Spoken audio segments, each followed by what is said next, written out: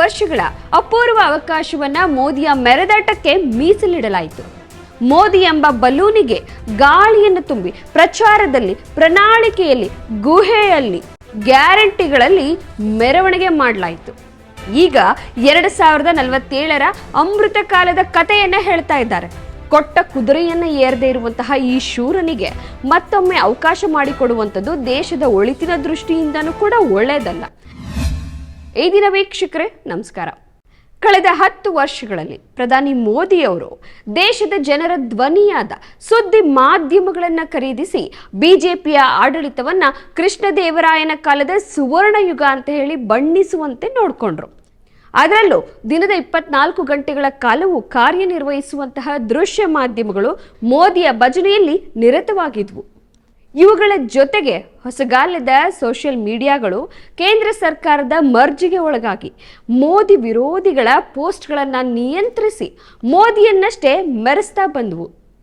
ಇವುಗಳ ಜೊತೆಗೆ ಬಿಜೆಪಿಯ IT ಸೆಲ್ ಅನ್ನುವಂತಹ RSSನ ಅಕ್ಷೋಹಿಣಿ ಸೈನ್ಯ ಇದೆಯಲ್ಲ, ಅದು ಸುಳ್ಳಿನ ಫ್ಯಾಕ್ಟರಿಯಿಂದ ಉತ್ಪತ್ತಿಯಾಗುವ, ದೇಶಾದ್ಯಂತ ಹಂಚುವ, ಅದನ್ನೇ ನಂಬುವ ಭಕ್ತರಿಂದಾಗಿ ಮೋದಿ ಅಂತಂದ್ರೆ ಅತಿಮಾನುಷ ಶಕ್ತಿ ಎಂಬಂತೆ ಬಿಂಬಿಸಲಾಯಿತು. ಗಾಳಿಯಲ್ಲಿ ಗೋಪುರವನ್ನ ಕಟ್ಟದಂತೆ ಮೋದಿ ಅನ್ನುವಂತಹ ಬಲೂನಿಗೆ ಗಾಳಿಯನ್ನು ತುಂಬಿದ್ರು. ಆಹಾ ಓಹೋ ಅನ್ನುವಂತೆ ಮಾಡಿಬಿಟ್ರು. ಹಾಗಾದ್ರೆ ಮೋದಿ ನಾಯಕರಲ್ವೇ? ಜನರನ್ನ ಪ್ರಭಾವಿಸುವಂತಹ ವರ್ಚಸ್ವಿ ಗುಣ ಇಲ್ವೇ, ವ್ಯಕ್ತಿತ್ವ ಇಲ್ವೇ ಅನ್ನುವಂತಹ ಪ್ರಶ್ನೆ ಎದುರಾಗ್ಬೋದು, ಅಥವಾ ನೀವು ಆ ರೀತಿ ಪ್ರಶ್ನಿಸಬಹುದು.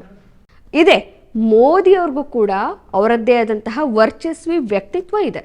ದೇಶವನ್ನಾಳಿದ ಇತರೆ ನಾಯಕರಿಗಿದ್ದಂತೆ ಅವ್ರಿಗೂ ಕೂಡ ನಾಯಕತ್ವದ ಗುಣವಿದೆಯೇ ಹೊರತು ಅತಿಮಾನುಷರಲ್ಲ. ಮೋದಿ ಅಂದ್ರೆ ಇಂಡಿಯಾ ಅನ್ನೋಂಥದ್ದಲ್ಲ, ಅದು ಮೋದಿ ಎಂಬಂತಹ ಮನುಷ್ಯನಿಗೂ ಕೂಡ ಒಳ್ಳೆಯದಲ್ಲ. ಮೋದಿ ಎನ್ನುವ ಬಹುಪರಾಕ್ನಿಂದ ಸೃಷ್ಟಿಸಲ್ಪಟ್ಟಂತಹ ಮೋದಿ ಭ್ರಮೆ ಸ್ಯಾಚುರೇಷನ್ ಪಾಯಿಂಟ್ ಅನ್ನ ಮುಟ್ಟಿದೆ. ಇನ್ನೇನಿದ್ರೂ ಕೆಳಗಿಳಿಯೋದಷ್ಟೇ. ಭಕ್ತರ ಬಹುಪರಾಕ್ನಿಂದ ಗಾಳಿಗೆ ಊದಿಕೊಂಡು ಬೃಹದಾಕಾರವಾಗಿ ಕಾಣ್ತಾ ಇದ್ದಂತಹ ಬಲೂನಿಗೆ ಈಗ ಸೂಜಿ ಮೊನೆ ತಾಕಿದೆ. ನಾನೊಬ್ಬ ಸಾಮಾನ್ಯ ಮನುಷ್ಯ, ಜನರಿಂದ ನಾಯಕನಾದಂತಹ ಪ್ರಧಾನಿಯಾದಂತಹ ವ್ಯಕ್ತಿ ಅನ್ನುವಂಥದ್ದು ಪ್ರಧಾನಿ ಮೋದಿಯವ್ರಿಗೂ ಕೂಡ ಅರ್ಥ ಮಾಡಿಸ್ಬೇಕಾಗಿದೆ. ಒಂದು ರಾಜಕೀಯ ಪಕ್ಷ ಅಂತಂದ್ರೆ ಅದು ಒಬ್ಬನಿಂದ ಆದದ್ದಲ್ಲ, ದೇಶದ ಜನರಿಂದ ಆದಂಥದ್ದು. ಆದರೆ ಬಿಜೆಪಿ ಅಧಿಕಾರಕ್ಕೆ ಏರ್ತಾ ಇದ್ದಂತೆ, ಮೋದಿ ಈ ದೇಶದಲ್ಲಿ ಪ್ರಧಾನಿ ಆಗ್ತಾ ಇದ್ದಂತೆ ಇತರ ನಾಯಕರು ನಗಣ್ಯರಾದರು. ಮೋದಿ ಮಾತ್ರ ಮೆರೆಯತೊಡಗಿದ್ರು. ಪ್ರಚಾರದಲ್ಲಿ, ಪ್ರಣಾಳಿಕೆಯಲ್ಲಿ, ಆಳವಾದ ನೀರಿನಲ್ಲಿ, ಸಂಸತ್ ಉದ್ಘಾಟನೆಯಲ್ಲಿ, ಶ್ರೀರಾಮನ ಪ್ರತಿಷ್ಠಾಪನೆಯಲ್ಲಿ, ಅಷ್ಟೇ ಯಾಕೆ ಗುಹೆಯಲ್ಲಿ ಹಾಗೂ ಗ್ಯಾರಂಟಿಯಲ್ಲಿ ಮೋದಿಯ ಮೆರವಣಿಗೆ ಇವತ್ತಿಗೂ ಕೂಡ ಸಾಕ್ತಾನೇ ಇದೆ. ಇದು ಬಿಜೆಪಿಯಲ್ಲಿರುವ ಇತರೆ ನಾಯಕರಿಗೆ ಅಸಹ್ಯವನ್ನು ಹುಟ್ಟಿಸಿದ್ರೆ ಆಶ್ಚರ್ಯ ಇಲ್ಲ. ಆದರೆ ಅದನ್ನು ಅವರು ಬಹಿರಂಗವಾಗಿ ಹೇಳ್ತಾ ಇಲ್ಲ. ಯಾಕಂತಂದ್ರೆ ಮೋದಿ ಎಂಬ ಅಲೆಯಲ್ಲಿ ಅವರು ಕೂಡ ತೇಲಿ ಹೋಗಬೇಕಾಗಿದೆ. ಆದರೆ ಆ ಅಲೆ ಇಂದು ಇಲ್ಲವಾಗಿದೆ. ಮೋದಿಯ ಸ್ವಾರ್ಥ ಕೇಂದ್ರಿತ ಕೋಟೆ ಸಡಿಲವಾಗಿದೆ. ಮೋದಿಯ ಮಾತನ್ನ ಅಮಿತ್ ಶಾ ಕೇಳ್ಬೋದು, ಅಥವಾ ಅಮಿತ್ ಶಾ ಅವರ ಮಾತನ್ನ ಮೋದಿ ಕೇಳ್ಬೋದು. ಆದರೆ ಬಿಜೆಪಿಯಲ್ಲಿರುವ ಎಲ್ಲರೂ ಕೇಳ್ತಾರೆ ಅನ್ನುವಂತಹ ಗ್ಯಾರಂಟಿ ಇಲ್ಲವಾಗಿದೆ. ಅದು ಮೋದಿಗೂ ಕೂಡ ಸ್ವತಃ ಮನವರಿಕೆಯಾಗಿದೆ. ಮೊದಲ ಹಂತದ ಮತದಾನದ ನಂತರ ಅದು ಇನ್ನಷ್ಟು ನಿಚ್ಚಳವಾಗಿದೆ. ನೀವೇ ಗಮನಿಸಿರ್ತೀರಿ, ಈ ಮೊದಲು ಮೋದಿ ಅವರೇನಾದ್ರೂ ಕರ್ನಾಟಕಕ್ಕೆ ಚುನಾವಣೆ ಪ್ರಚಾರಕ್ಕೋ ಅಥವಾ ಮತ್ತಿನ್ಯಾವುದೋ ಕಾರ್ಯಕ್ರಮಕ್ಕೆ ಬಂದ್ರು ಅಂತಂದ್ರೆ ಮೋದಿಯೇ ಮುಖ್ಯವಾಗಿ ಅಭ್ಯರ್ಥಿಯ ಪಕ್ಕದಲ್ಲಿ ಕೈ ಮುಗಿದು ನಿಂತ್ಕೊಂಡು ಗೊಂಬೆಯಂತೆ ಗೋಚರಿಸ್ತಾ ಇದ್ರು. ಆದರೆ ಈ ಬಾರಿ ಚುನಾವಣಾ ಪ್ರಚಾರಕ್ಕೆ ಅಂತ ಹೇಳಿ ಕರ್ನಾಟಕಕ್ಕೆ ಬಂದಿದ್ದಂತಹ ಪ್ರಧಾನಿ ಮೋದಿ ಅವರು ತಮ್ಮ ಜನಪ್ರಿಯತೆಯ ಬಗ್ಗೆ ತಾವೇ ಅನುಮಾನಕ್ಕೆ ಬಿದ್ದು ಸ್ಥಳೀಯ ನಾಯಕರನ್ನ ಅವಲಂಬಿಸಿದ್ದಾರೆ. ಮೈಸೂರಿನಲ್ಲಿ ಮತ್ತು ಚಿಕ್ಕಬಳ್ಳಾಪುರದಲ್ಲಿ ಮಾಜಿ ಪ್ರಧಾನಿ HD ದೇವೇಗೌಡರನ್ನ ತಮ್ಮ ಪಕ್ಕದಲ್ಲಿ ಕೂರಿಸ್ಕೊಂಡು ವಿರೋಧಿಗಳನ್ನ ಹಣಿಯಲು ಅವಣಿಸ್ತಾ ಇದ್ರು. ಸಿಕ್ಕ ಅವಕಾಶವನ್ನ ಬಾಚಿ ಬಳಸಿಕೊಂಡಂತಹ ದೇವೇಗೌಡರು ರಾಜ್ಯ ಕಾಂಗ್ರೆಸ್ ಸರ್ಕಾರದ ಮೇಲೆ ತಮಗಿರುವಂತಹ ವೈಯಕ್ತಿಕ ಸಿಟ್ಟನ್ನ ಕಾರಿಕೊಂಡು ಮಣ್ಣಿನ ಮಗ ಮುತ್ಸದಿತನವನ್ನ ಮಣ್ಣು ಪಾಲು ಆಗುವಂತೆ ನೋಡಿಕೊಂಡ್ರು.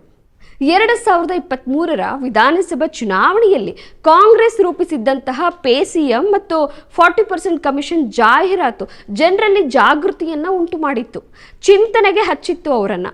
ಆನಂತರ ಮತದಾರರೆಲ್ಲರೂ ಕೂಡ ಬಿಜೆಪಿಯನ್ನು ಗುಡಿಸಿ ಹಾಕುವಂತೆ ಮಾಡಿತ್ತು.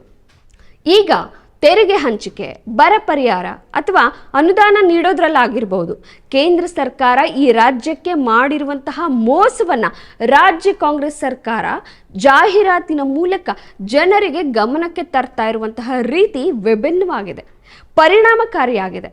ಮೋದಿಯ ಮಹಾ ಮೋಸ ಜನರಿಗೆ ಅರ್ಥವಾಗ್ತಾ ಇದೆ.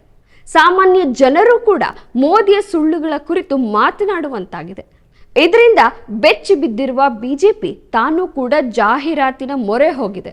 ಕಾಂಗ್ರೆಸ್ ಡೇಂಜರ್ ಅಂತ ಹೇಳಿ ಜಾಹೀರಾತನ್ನ ನೀಡಿದೆ.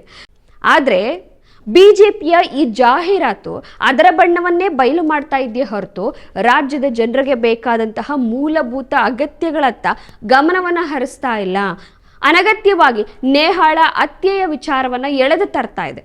ನೇಹಾಳಿಗೆ ನ್ಯಾಯ ಸಿಗುತ್ತದೋ ಇಲ್ವೋ? ಬಿಜೆಪಿ ನಾಯಕರಿಗಂತೂ ಆಹಾರ ಸಿಕ್ಕಿದೆ. ಜೆ.ಪಿ. ನಡ್ಡಾ ಅವರು ಡೆಲ್ಲಿಯಿಂದ ಕರ್ನಾಟಕಕ್ಕೆ ಓಡಾಡ್ಕೊಂಡು ಬಂದು CBI ಅಂತ ಹೇಳಿ ತೊದಲ್ತಾ ಇದ್ದಾರೆ. ಅತ್ತ ಮೋದಿ ಅವರು ತಮ್ಮ ಭಾಷಣದಲ್ಲಿ ಮುಸ್ಲಿಮರ ಬಗ್ಗೆ ಕಾರಿಕೊಳ್ತಾ ಇದ್ರೆ ರಾಮ ಮಂದಿರ ಚುನಾವಣೆಗಾಗಿ ಮಾಡಿದ್ದಲ್ಲ ಅಂತ ಬಡಬಡಿಸ್ತಾ ಇದ್ದಾರೆ. 10 ವರ್ಷಗಳ ಅಪೂರ್ವ ಅವಕಾಶವನ್ನ ಮೋದಿಯ ಮೆರೆದಾಟಕ್ಕೆ ಮೀಸಲಿಟ್ಟಂತಹ ಮೋದಿ ಈಗ 2047ರ ಅಮೃತ ಕಾಲದ ಕಥೆಯನ್ನ ಹೇಳ್ತಾ ಇದ್ದಾರೆ. ಕೊಟ್ಟ ಕುದುರೆಯನ್ನ ಏರದೇ ಇರುವಂತಹ ಈ ಶೂರನಿಗೆ ಮತ್ತೊಮ್ಮೆ ಅವಕಾಶ ಮಾಡಿಕೊಡುವಂಥದ್ದು ದೇಶದ ಒಳಿತಿನ ದೃಷ್ಟಿಯಿಂದನೂ ಕೂಡ ಒಳ್ಳೆಯದಲ್ಲ. ಹಾಗಾಗಿ ನಮ್ಮ ಪ್ರಜ್ಞಾವಂತ ಮತದಾರರು ಯೋಚಿಸಿ ಮತವನ್ನ ಚಲಾಯಿಸಬೇಕಾಗಿದೆ. ಮತ್ತಷ್ಟು ವಿಶೇಷ ವಿಡಿಯೋಗಳನ್ನು ನೋಡಲು ಮತ್ತು ಹೊಸ ವಿಡಿಯೋಗಳ ಬಗ್ಗೆ ತಿಳಿಯಲು ಈ ದಿನ .com ಯೂಟ್ಯೂಬ್ ಚಾನೆಲ್ ಸಬ್ಸ್ಕ್ರೈಬ್ ಮಾಡಿ ಮತ್ತು ಬೆಲ್ ಐಕಾನ್ ಕ್ಲಿಕ್ ಮಾಡಿ.